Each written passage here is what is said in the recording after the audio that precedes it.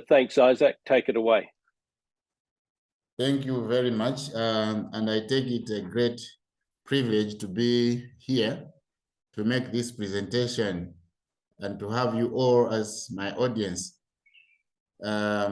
Maybe before I open and share the screen, let me introduce myself that I'm Isaac Monjo Chavula. I'm currently the head of Tyeni in Malawi. But, you know, I have always worked with the agricultural restoration practices in my various roles I played while with the organizations that are working with farmers. I've been promoting conservation agriculture previously, and before I noted that conservation agriculture has had some problems as we implemented it in Malawi. And in 2016, I moved to Tyeni. That's when I joined Tyeni.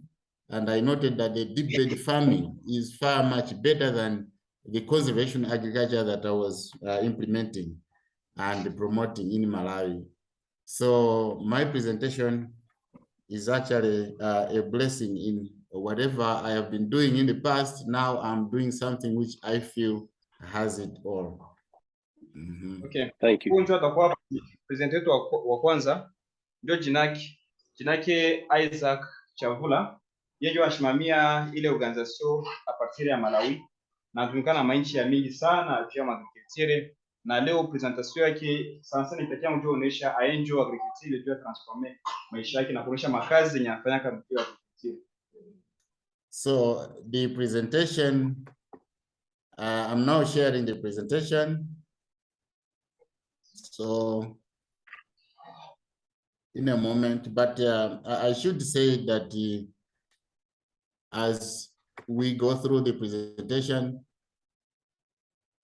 I will make some point to distinguish what we are implementing in Malawi as Tyeni to what is happening in the way the farmers cultivate their fields, and that will be the point. I'll make it very clear there. Sasa kisa atakuwa na presentation yake kwa atakuwa anaonyesha sana sana practically venye iko nafanyika Malawi na vingine venye balimai venye uko nafanya na bila shida vingine tutafanya juu hapa kwenye tu. Mimi atakuwa nitakaza akuwa na kufanya clear sa juu kila mtu alielewe mzuri.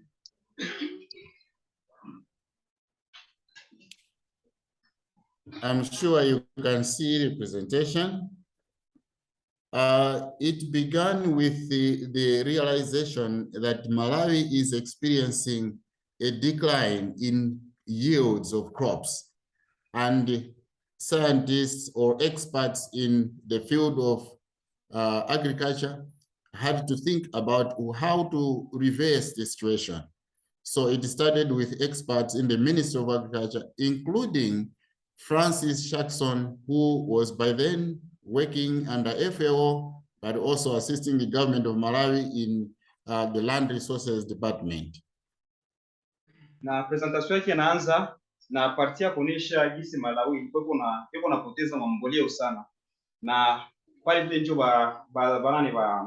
ba scientiste na departement ya agriculture na vingine watu bakekana bakazia nini ndio tunapaswa kufanya ili tuangalie kama udongo wetu itapata tena mboleo na jua kuangalia gisi ya kupromouvoir agriculture na gisi ya kuongeza tena production ya udongo. So in 1999, FAO commissioned a study countrywide to make sure that they find out why are the crop yields declining. And in the report by FAO, they noted a number of issues that cause this decline, but the isolated compaction of soils as the main contributing factor. Na 1999 huko le FAO iko charge juu ya nini ya agriculture na vingine bakafanya research ya nchi mzima kuangalia nini ndio kabisa cause ya budongo na kuuza mboleo, lakini wakaangalia kama budongo yo peke ndio cause tu budongo sana sana kwa kwa ndana iko na pia maki kwa mizizi ya kwenda nafikia kwenye budongo. So they decided to come up with a technology that would first of all break the hard pan or the compacted soils, and then put in place structures that would harvest water. This is running water, which is coming from the rain, and then immediately try to reverse the declining yields. And that technology, that way of farming, is what we call the deep bed farming system. Na pale vile wakapata solution, kama solution ya kwanza ni kuangalia ile udongo yenye ishajikupa sana, haiko tena nakamata maji. Ile udongo ile kwenda na shuka sana mpaka mizizi haiko tena kutoka kwenye mboloi. Baangalia kisi watafuta teknolojia. Ile teknolojia ni ya kuangalia kisi ya kusaidia kwa nafanya matuta. Juu sasa kwa nafanya matuta sasa vile kuna nyeshi na kwa nabakia hapo pembeni ya matuta. Juu na sasa mizizi nao kwa nashuka na kwa nafikia kwenye maji. So the picture you are seeing in the introduction is what we have in Malawi with the deep bed farming. But let's move to see what is the content of this presentation in our next slide. Na ile foto tunaona pale vile ndio foto ya example ile matuta na gisi wanafanyaka balimaka Malawi. Tuingie kwingine parti tuangalie importance ni gani ile modeli kwa kutumia Malawi ya digital.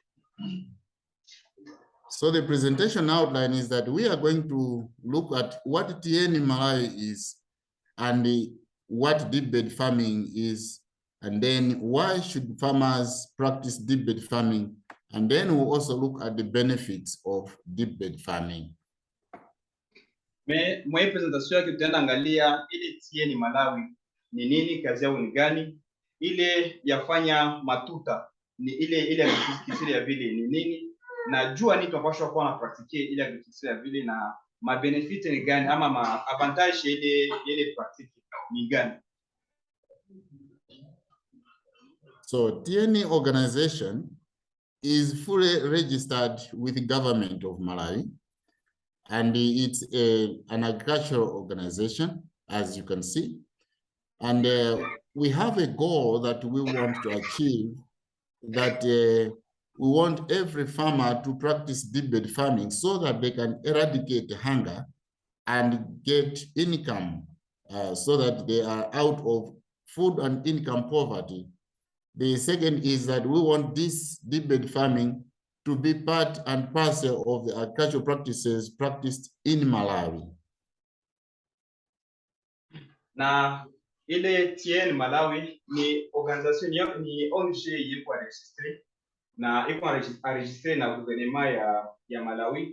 Biko na vitu yao mkubwa sana, au iko ambizia sana kuangalia kisi watamaliza njaa na kisi wataangalia kisi watapandisha kipato ya kila nyumba. Na ingine biko kuangalia kisi aenjo hii modeli ya agriculture itakuwa pekee Malawi mzima. Ndio vitu yao mkubwa sana hivi. Since we started our operations, we have so far reached out to more than 20,500 smallholder farmers. 65% of these farmers are female, and it's because of the nature we have here in Malawi that the female are the leading actors in the agriculture sector, where they provide labor and they process for food, and they do many things so that the population relies on the female for agricultural productivity. Na kwa sasa basha kuwa na 2500 persone hao balimeba kidogo, na mbale muko 65% yao ni banamuke, na kufuatana na hapo maji hao wanajua Malawi vya kulima vya kufanya nini, ile ni kazi ya banamuke. Maji yao ndio wapashwa lima, wao wapashwa leta chakula, wapashwa leta ndio kama kusatasha mkubwa sana kwa banamuke. And this reach out is that far because we respond, as Tyeni, we respond to demand from farmers themselves. When they learn from others and then they ask us for training, and given the resources, we reach out to them, we train them, and we give them information which they use to start practicing the deep bed farming. Na biko na babasha pikia kweli ni kwa biko ni dilisha tunataka kama sawa bana former ba moya bale wengine sababu anaenda kule nje mwingine wapenda wajifunze nao kufikia bali kisha wanje wanatafuta nao wanawafundisha kwa wafundisha watumisha resource yao kidogo iliko nao ndio watakutana kama nunda yao kila siku ya evaluation wanapanda kila siku. So we can ask ourselves a question to say, why should farmers start practicing the deep bed farming? In Malawi, the reasons are that our soils are eroded heavily, and the erosion, like we see in the pictures, is a common sight across the country. Cultivation is done on fragile soils and steep slopes, such that a lot of soils get lost. Question kubwa sana tukashika ya kujiuliza sasa hivi. Nijua nini hii system ya kutumikisha ile matuta vile. So solution ni moja. Kila siku budongo iko kwenda napotea. Juu sasa bamwa biko kuvilima, yengine kubiko fasi kwenye budongo kwa teketeke sana. Najua kutana kama budongo ya mingi sana iko kwenda napotea. Ndio maana biko uko naangalia umwe matuta unajua kutana kama budongo ya kidogo ndio napotea. And on average in Malawi, we lose about 29 metric tons of topsoil from a hectare every year, mainly because of poor soil management practices amongst our farmers. Juu ukiangalia Malawi kuna poteza budongo ya mingi sana, iko presque hektari mzima budongo kila mwaka kuna potea, na sana sana juu balimai iko natumikisha ma metodi ya mbaya ya agriculture. So when farmers fail to break that hard pan created because of activities of the farmers themselves, plus the act that we have been using handhold for decades, rainwater saturates the topsoil, and that builds up surface runoff together with the soil particles, and that is creating a lot of challenges and problems along the way into streams. A lot of siltation and other destructive floods end up dislodging, crops and sweeping animals for farmers and many other destructive activities that this surface runoff cause as it becomes flash floods. Na ingine sawa lima unakutana unalima lakini hauna gisi ya kuvunja ile mafasi ya mkompo iza kuwa na kamata maya mingi. Mangi sana kwa na kuya na kwa na ile budongo ya mingi. Ile budongo seko naende ile na inaharibisha wengine ama ile mbolea yote inakimbia ama ile yote kwa kweli kwa itakusaidia kesho mtakutana yote na kwa nini. Ndio maana walileta hii teknolojia ama hii modeli ya hii huduma ya hii.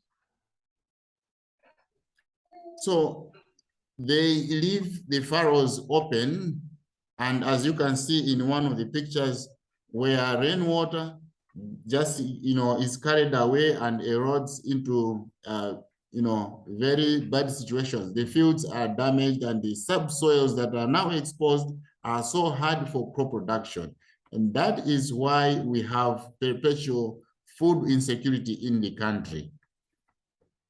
Na jinsi wanafanya kama hiyo unakuwa unajenga matuta. Sio anafikia vile matuta hapa hivi chini unakuwa unaacha mfereji. Maji hata sama inakuya ngone kinyesha ile mamai yote inawakia mabakia mfereji.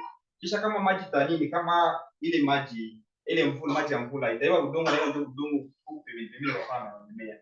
Mimea unakutana pale kwingine fasi kuna bakia. Sio kiangalia kama huko njala iko mingi sana. Na kama hawawaze nzuri na kama waangalia ma metodi ya complex wataendelea kufikiria yao tutaendelea juma wakia nini tu.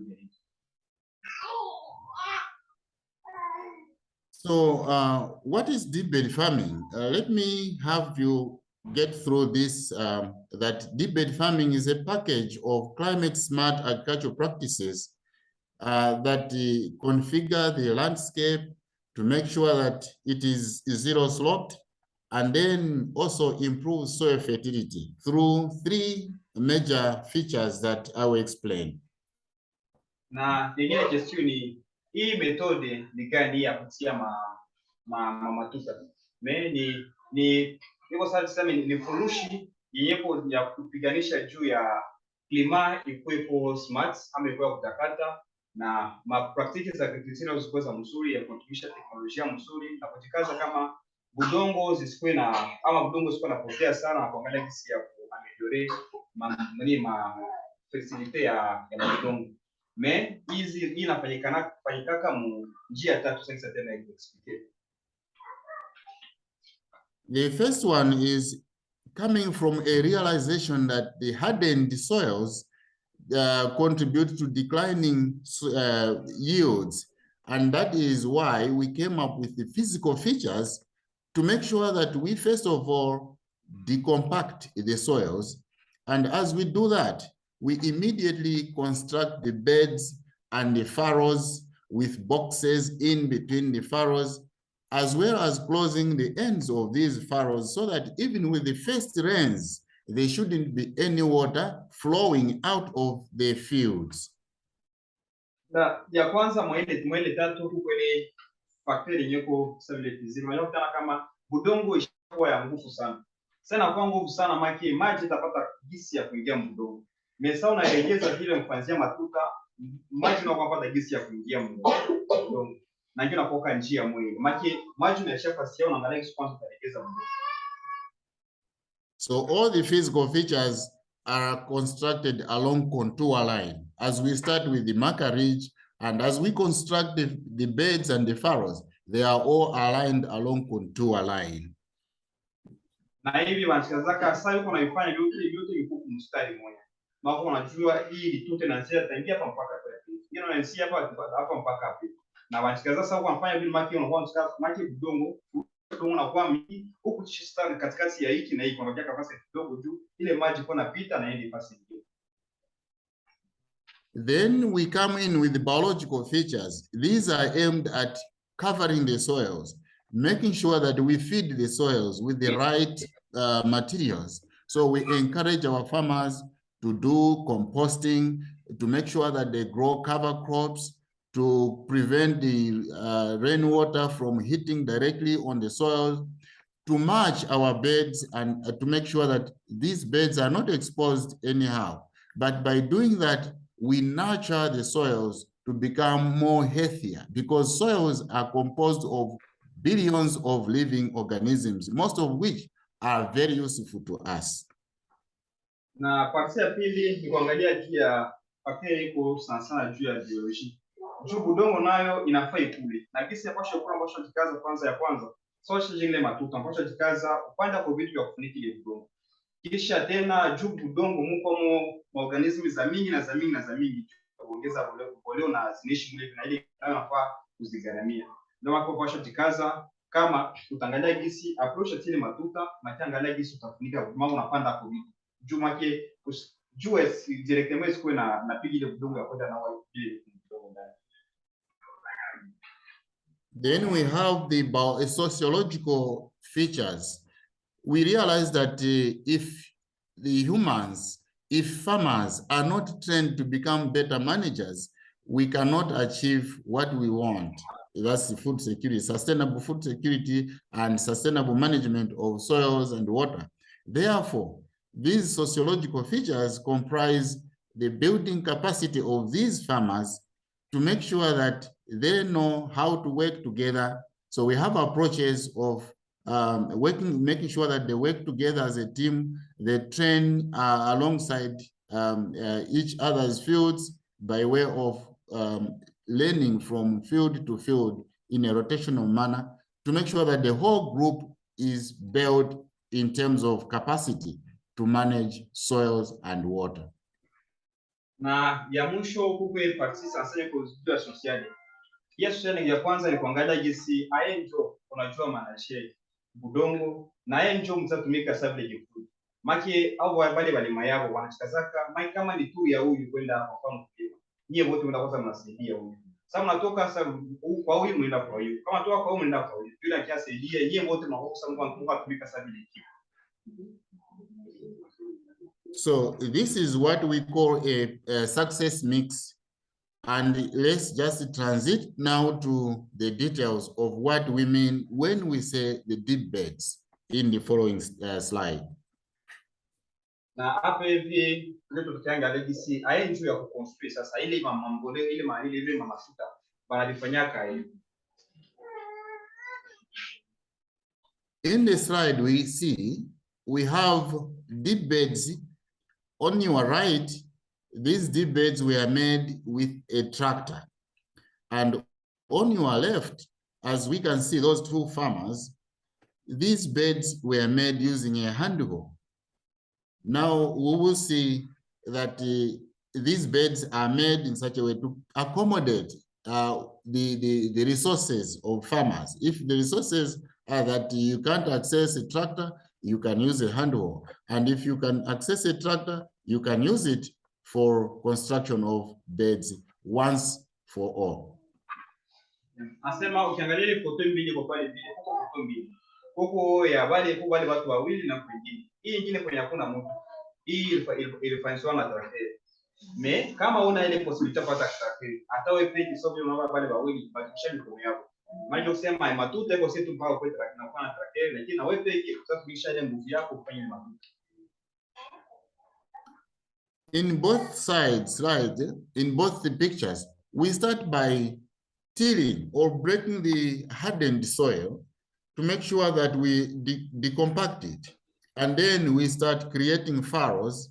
And those furrows, as I said, are created along contour marker ridge, which is firstly done using line levels or the airframe to make sure that there is zero slope along it. That is, once we do that, then we start construction of the furrows, and the beds follow as shown in the pictures.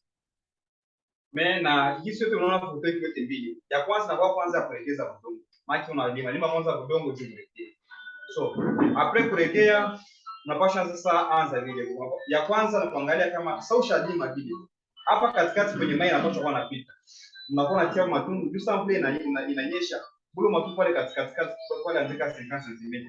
Bule matundu ndio mai inakuwa napigia. Juu maki mai iko mudongo ikiisha, bule ile mai inabakia mlepili. Nawe inaanza sikia vile. So breaking the hard pan is done at the depth of 30 centimeters because in Malawi, we realize that generally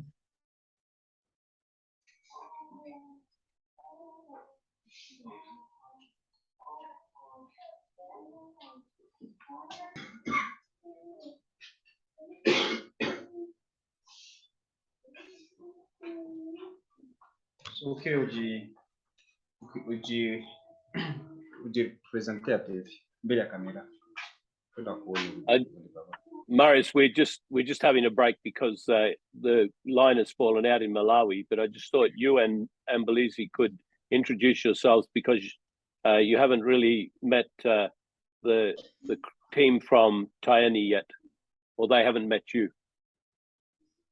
Sema kwa problem kidogo iko na nini iko na presenter kula Malawi apata kwa msio kidogo tuma nimsale ka break. Me bale batana wakapenda wakone presenter kidogo shame na jidote kidogo wakone atuya kutana. So wewe ulikuwa na probola? Hapa kule. Bo. Au ningependa kuona. Yeah, you. Yeah. Grana na hiyo. Na nyinyi mbona unakula? Tasema jina langu ndio Menyo Marius. Niko fondateur wa hii association na tuwapata presentation ya Isaac. Ni presentation mzuri juu ina concerne juu ya conservation ya sol na budongo njo source ya mulimo. So it's called Marius, the CEO and the founder of Moja Community Foundation. We have been very careful listening to the presentation of Isaac, which is so wonderful because showing the conservation of the soil, because that's the source and the core, the focal points of agriculture. And Marius, would you tell the team a little bit about yourself, your background?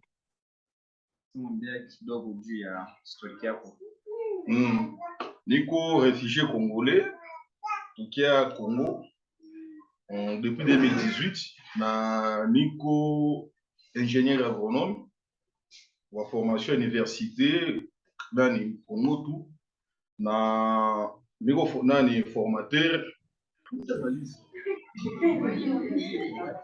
Yeah, so he was saying more about his background.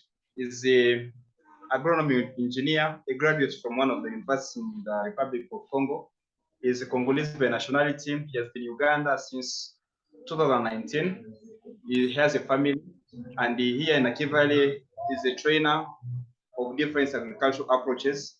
He's also a veterinary doctor in most of the fields here, and he works specifically in agriculture or ecological agriculture.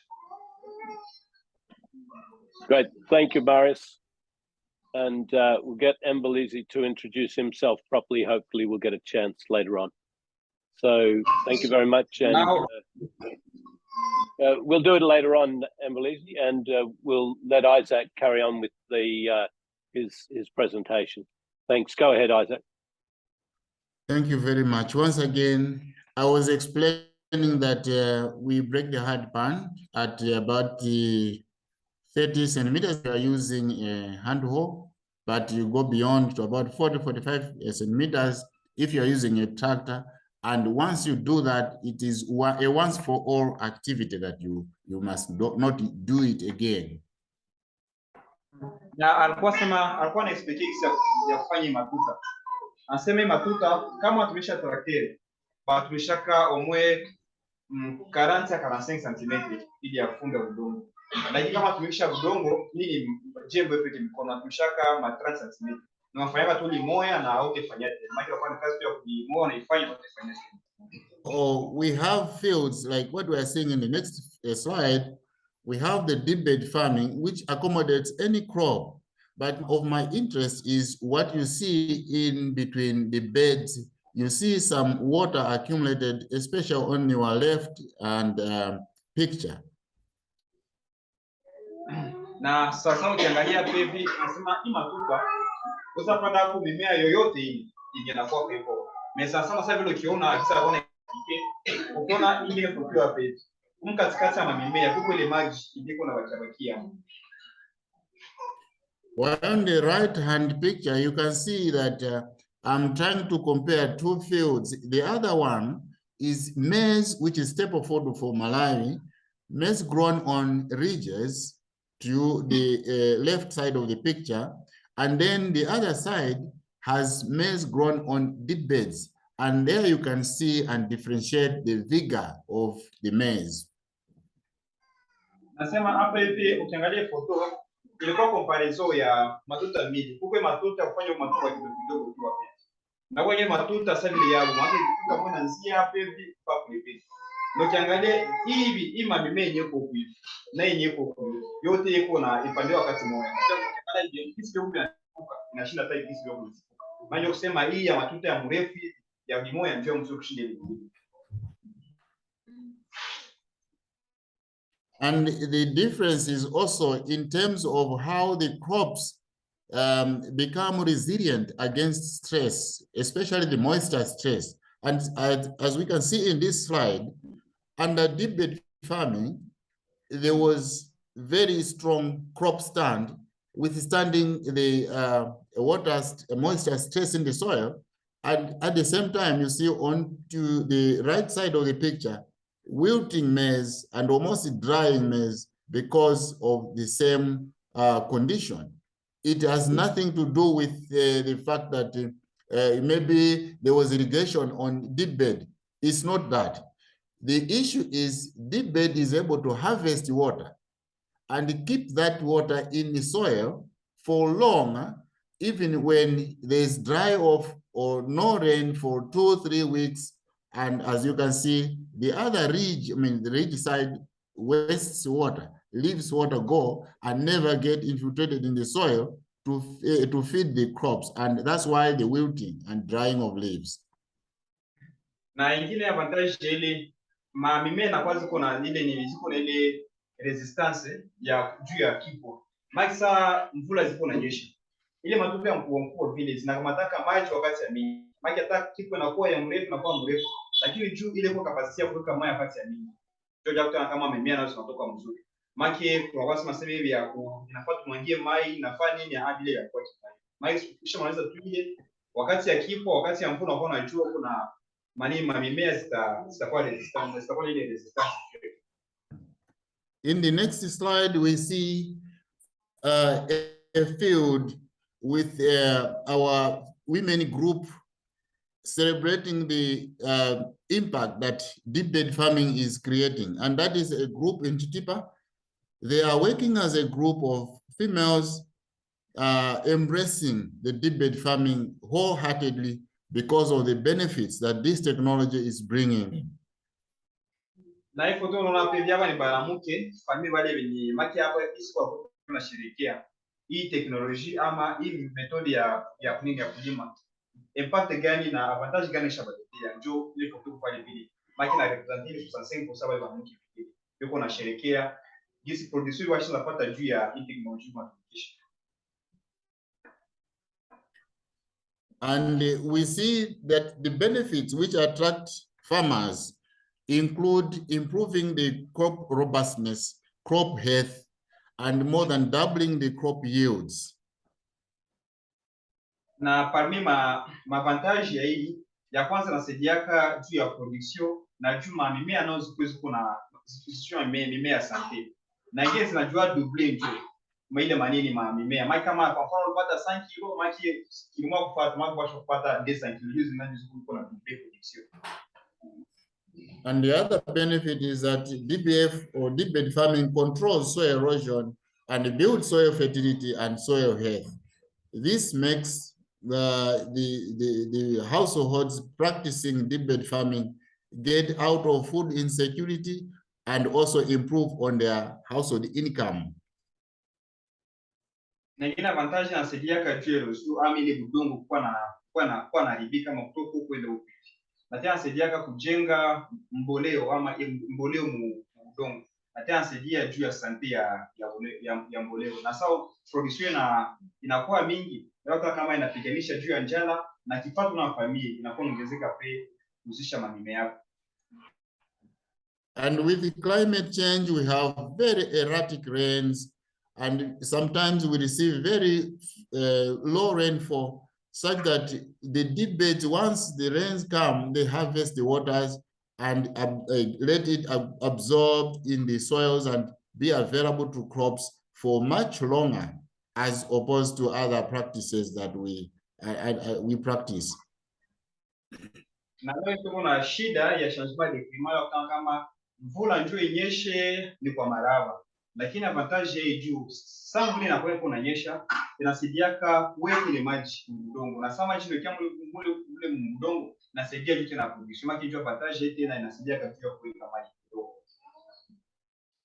So by breaking the hard pan, we also increase the rooting depth, and that rooting depth in enhancement lets the crop get access to the moisture and the nutrients that are in the soil, such that it becomes more resilient to moisture stress, and as such become very healthy to withstand the pest attack or disease attack, and therefore the yield is enhanced or yield is increased tremendously. Na ingine avantage ni inasaidia juu budongo inakuwa tena haiko nguvu. Maji budongo kuteketeke. Inasaidia mizizi kushuka sana tena sana. Na sita unashuka sana inakuwa njikaza kule tena chini budongo unapata nyingine maji. Na sasa kupata maji inaongeza tena ile resistance yayo na napunguza stress ya mimea juu ya nini juu ya maji. Juu mizizi inapata ile opportunity ya kufika mbali sana budongo. So what you end up with if you are adopting the deep bed farming, you end up becoming a happy farmer, as you can see in the picture, with a very full granary of food, and it's enough reason to make this woman farmer to be very happy. Na ingine sasa kwa malizia nasema sasa vile ukiona mwanamke kile kiote ni kidepo cha chakula na anayaza ile kama ni mahindi anayaza kule vile. Maana kama kwa tumikishe pratique ama hii teknolojia kama kila saa utakuwa ni kicheko tu sasa vile mwanamke. Tunataka kama depo ya kuja ya chakula.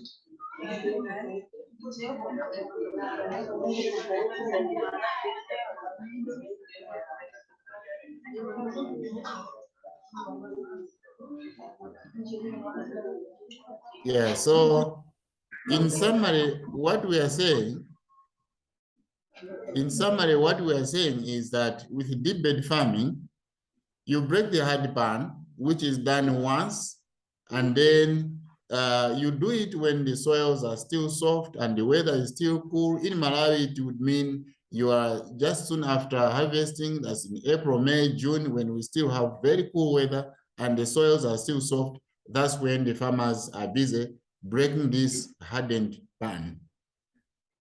Na kumalizia Mike mapana break sasa hivi unasema hivi inapaswa kufanywa wakati Mike sana kufanya matuta, inapaswa kufanywa wakati udongo ingaliki teketei kidogo na wakati nini jua hayakuwa mingi sama mbali wakati ya mvula.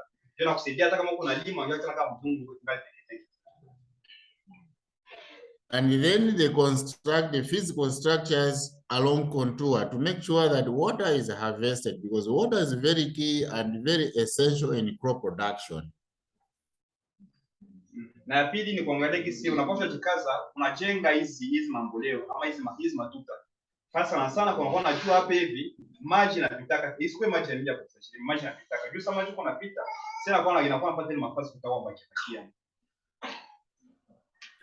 And farmers apply organic compost, they practice agroforestry, green manure cover crops, they rotate with legumes. The aim is to make sure that the soils are healthy and that the economic life of the soil in terms of productivity is enhanced.